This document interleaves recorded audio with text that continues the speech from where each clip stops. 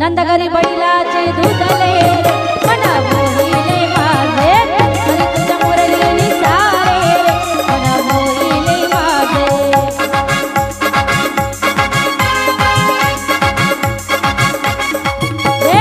श्री राधे हरी बोल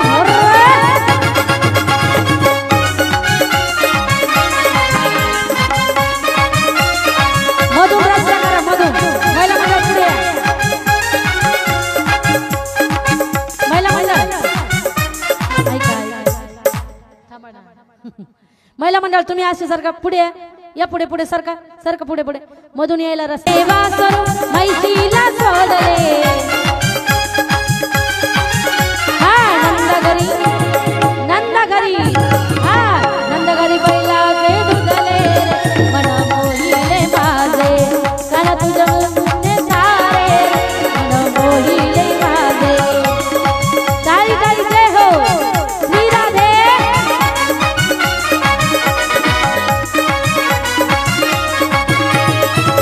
जय हो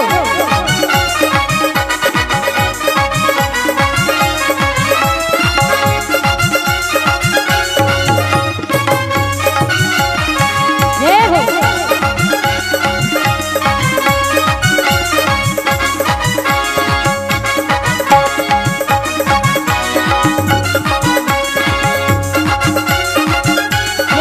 जय हो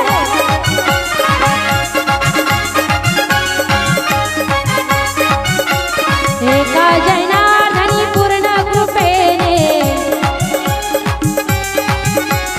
एका जनार्दनी पूर्ण कृपेने हरिचरणी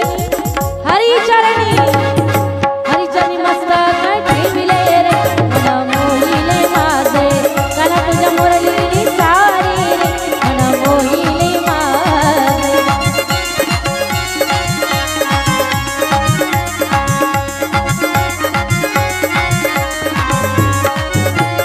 मोहिले माझे मन मोहिले माझे मोहिले माझे मन मोहिले माझे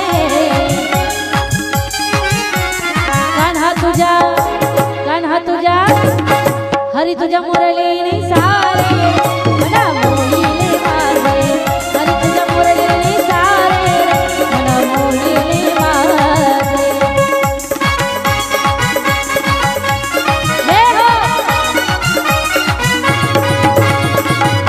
श्री राधे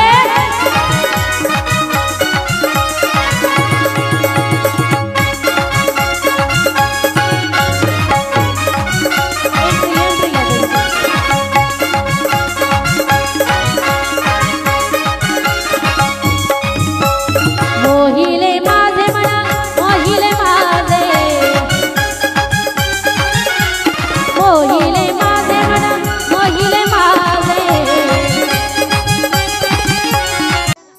बरसाण्याची ती एक गवळण आहे बरसाण्याची ती एक गवळण आहे एवढा प्रेम तिचं कन्हैयावरती आहे तिचं नाव तुम्हाला अगोदर मी सांगणार नाही तिचं नाव 2 अक्षरी आहे त्या नावाला विलंटी नाहीये फक्त दोन्ही अक्षराला काना आहे तिचं नाव काय आहे हा राधा काय नामस्मरण केलं पुरुष मंडळ तिनं त्या भक्तीच्या बळावरती ऐका कृष्णाबरोबर कन्हैया बरोबर तिचा विवाह झाला नाही लग्न नाही केलं पण तरी सुद्धा लग्न न करता ती कन्हैयाची पटराणी झाली गोकुळामध्ये आपण वृंदावनाला जर गेलो ना कृष्ण कृष्ण कोणी म्हणत नाही काय म्हणतात हा राधा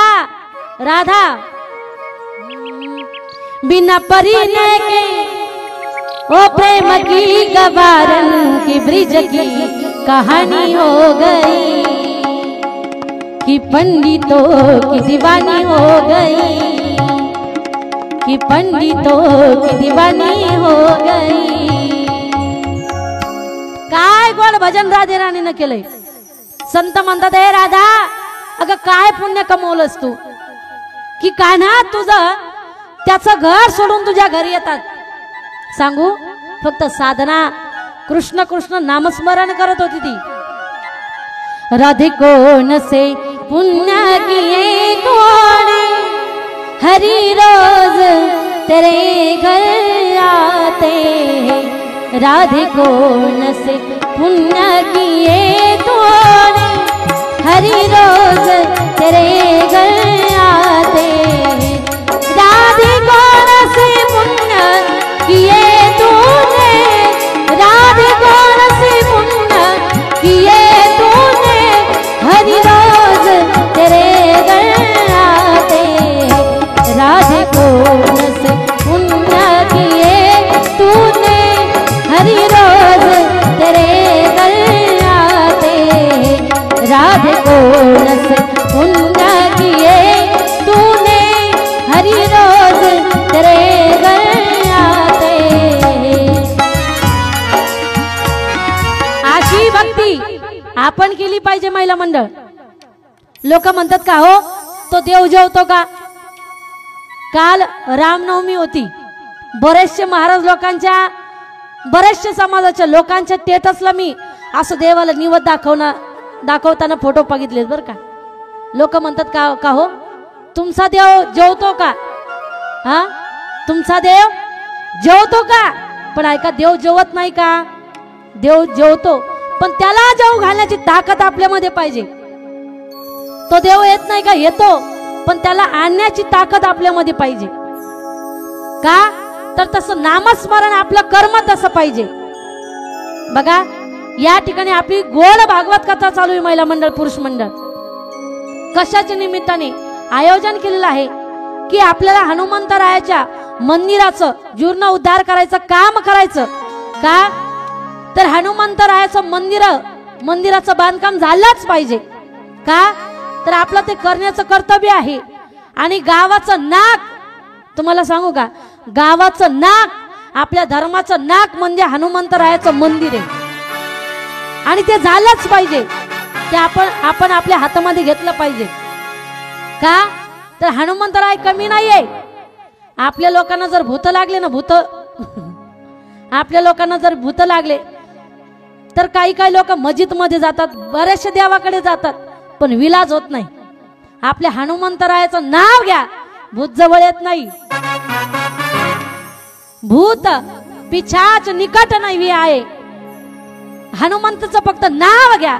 हनुमंत नाव जरी घेतलं, जरी आपली हनुमान चालीसा पाठ नसेल, हनुमंत नाव घ्या तरी सुद्धा जवळ येणार नाही। एवढी ताकद हनुमंतरायामध्ये। मी काल सुद्धा बोलून गेले, जहां जो टकराए उसे तूफान कहते हैं, तूफानों से जो टकराए उसे इंसान कहते हैं, इंसानों से जो टकराए उसे शैतान कहते हैं, और जो शैतानों से भी टकराए उसे हनुमान कहते हैं, उसे हनुमान कहते हैं, उसे हनुमान कहते हैं।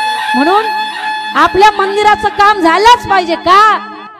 तर हनुमंतरायाचं मंदिर गावाचं नाक आहे। नाक माणसाचं नाक फार महत्वाचं असतं बरं का। काय माणसाचं पुरुष मंडळ नाक फार महत्वाचं असतं। नाकाबद्दल सांगाल मी तुम्हाला। एखादा पुरुष किंवा एखादी स्त्री सुंदर आहे हे कशावरनं ठरवतो आपण? बाबा कशावरनं ठरवतो आपण? नाकावरनं। ज्याचं नाक सुंदर तो पुरुष किंवा स्त्री सुंदर। माणसाचं नाक कसं पाहिजे? धारदार। माझ्याकडे नका भाऊ। माणसाचं नाक कसं पाहिजे? धारदार पाहिजे। नाक धारदार पाहिजे, पण नाकाला धार नसली पाहिजे।